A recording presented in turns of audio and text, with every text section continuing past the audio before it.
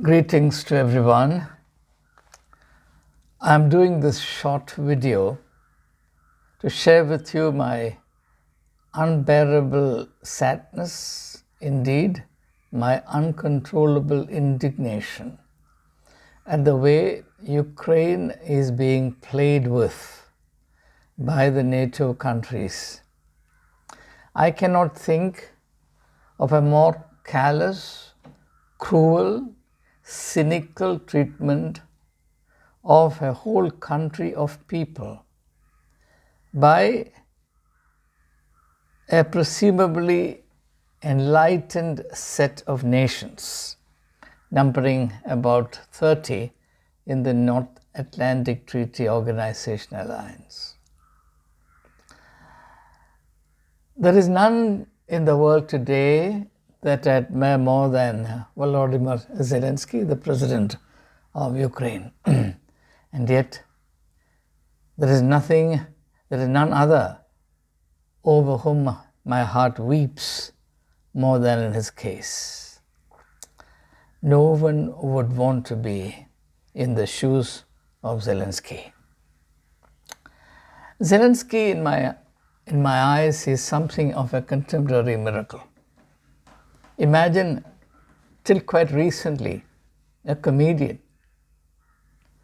forced by circumstances, as it were, or propelled by circumstances, to become the president of a country, finding himself soon in the maelstrom of violent politics, including a hopeless war. When on the 24th of February 2022, Russia invaded Ukraine, nobody gave Ukraine even a month's time to hold out.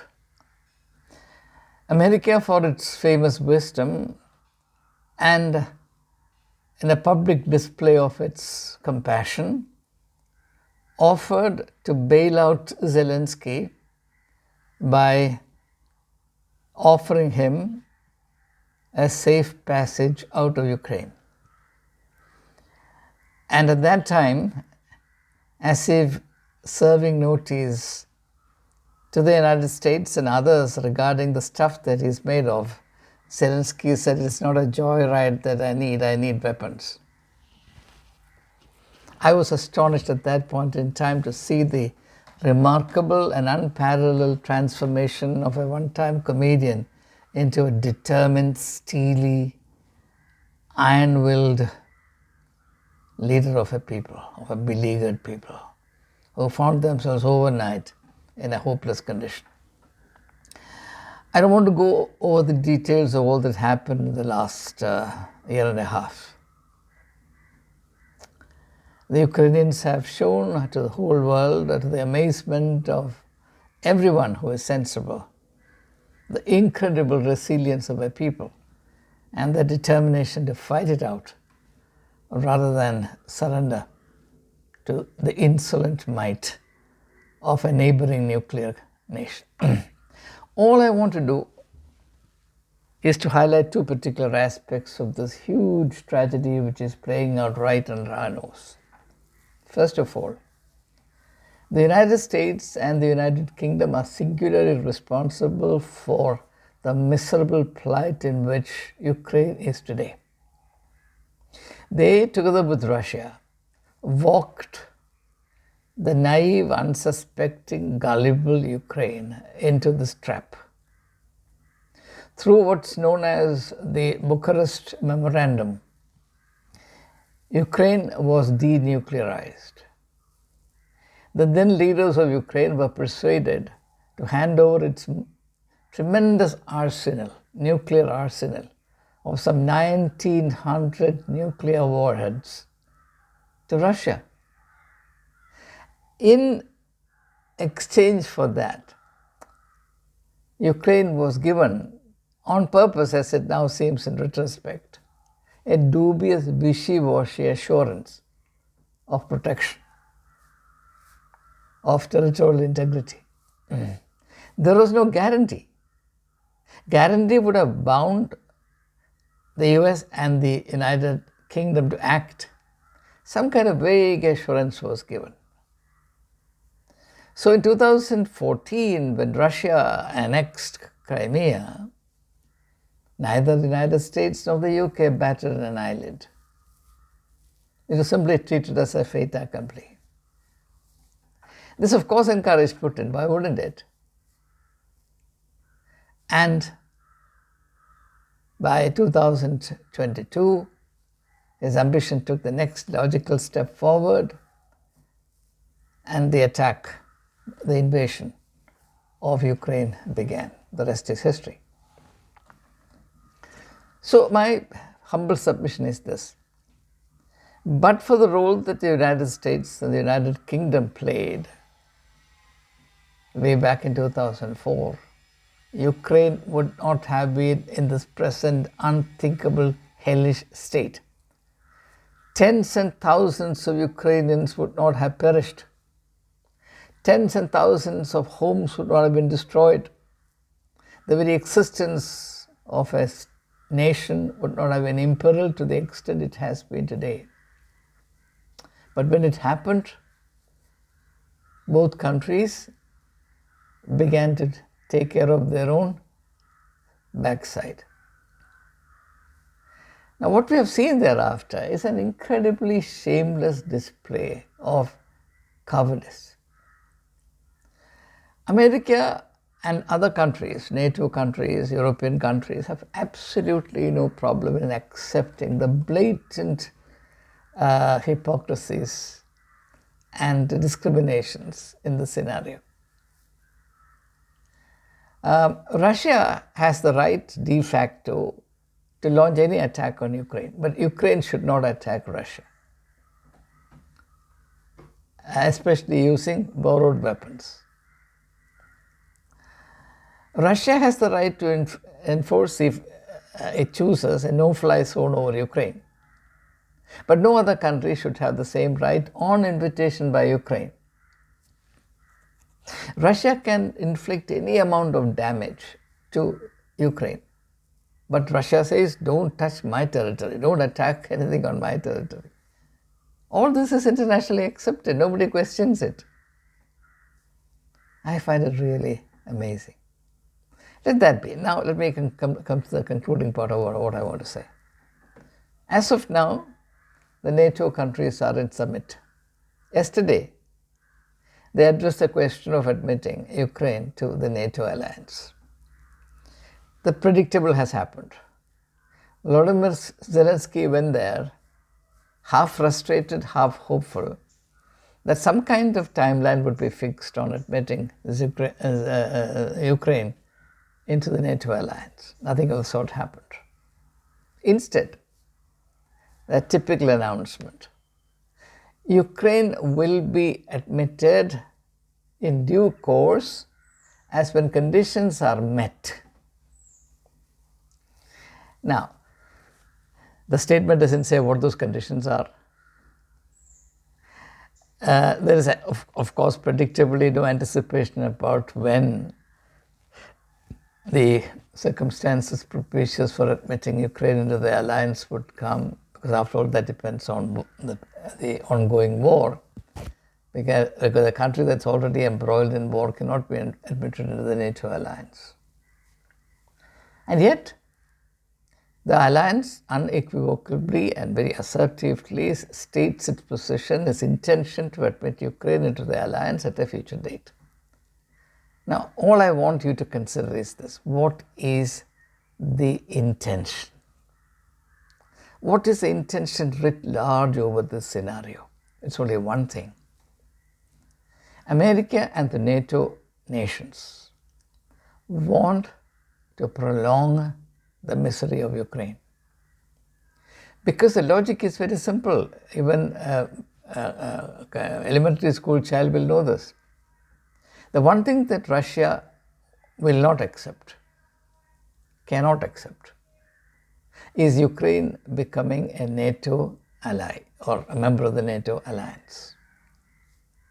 In fact, the present military operation was launched precisely to forestall that possibility.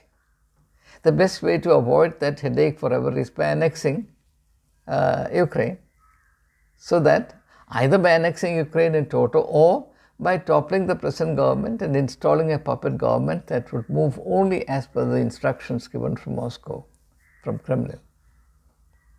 That is indeed the only purpose of this military adventure.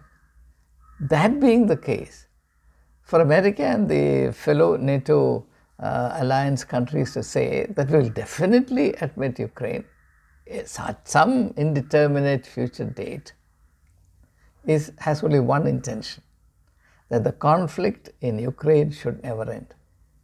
It doesn't matter how many Ukrainians perish, it doesn't matter how many widows, how many children, how many families are devastated, it doesn't matter how many cities are laid waste, it doesn't matter how the economy of a country is ruined, it doesn't matter how the global environment is polluted. In fact, nobody talks about the environmental pollution caused by military action, by war. Imagine the pollution that has been spewed up by this war.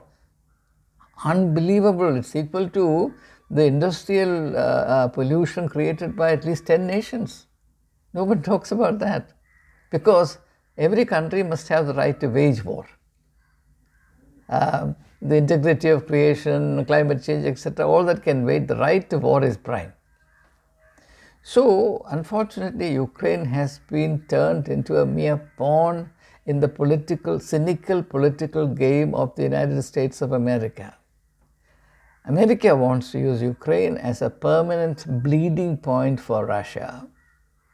Just as America used China for a period of time, and this is very interesting, China for a period of time to bleed Russia. And that's how, not Russia, the USSR. That's one of the main contributory factors to the disintegration of the erstwhile USSR. There were other factors as well. America used Afghanistan also for the same purpose. China was used to aggravate this nuclear arms race.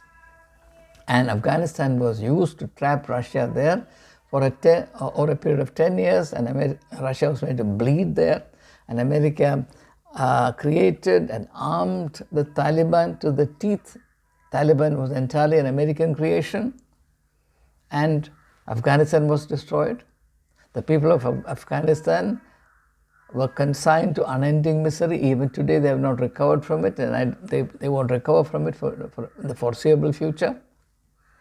Today, Ukraine is being turned into another Afghanistan. My heart weeps over the plight of the people of Ukraine. My heart bleeds for Volodymyr Zelensky. And my heart rises up in indignation against the cynical politics played by leaders of the European Union, and in particular leaders of the member NATO alliance countries. This degree of injustice should not be inflicted on anyone. God forgive the perpetrators of this terrible, unthinkable, unnameable injustice. I have no hesitation in saying that America will pay for it. Given what America has done in the last, say, 50, 60 years, 70 years, it is inevitable that America goes down to the dustbin of history.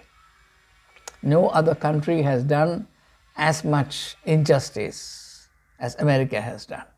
All under the cover of democracy, all under the cover of Christianity, all under the cover of civilization and modern liberal ideals, whether it be South America, whether it be the Middle East, now whether it be in Eastern Europe, wherever America has gone, whichever country has got into an embrace with America has ended up in utter grief. It's really heartbreaking to realize that today Ukraine is fatally trapped. I don't see Ukraine winning this war.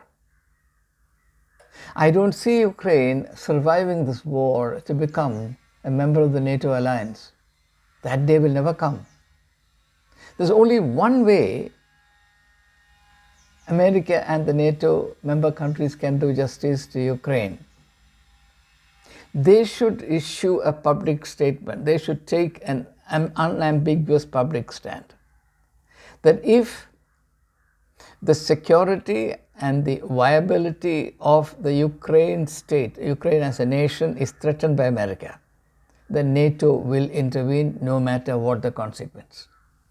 If that unambiguous commitment is not taken or made in public, Russia will understand this only as an open invitation to prolong the present conflict unendingly. Russia can to some extent afford it, but Ukraine cannot bear the burden of it. At some point, Ukraine will have to bend its knees and say, thus far, not further. It's better that we drop down dead. We can't go on like this. Why is it so difficult to see this? That's impossible. It's impossible for Ukraine to continue in the present state of armed conflict with Russia on this massive scale for any period of time. But unfortunately, that's precisely what America wants, because that's what suits the interests of America best, because America is now using Ukraine as a bleeding point for Russia. God forgive the perpetrators of this unimaginable inhumanity.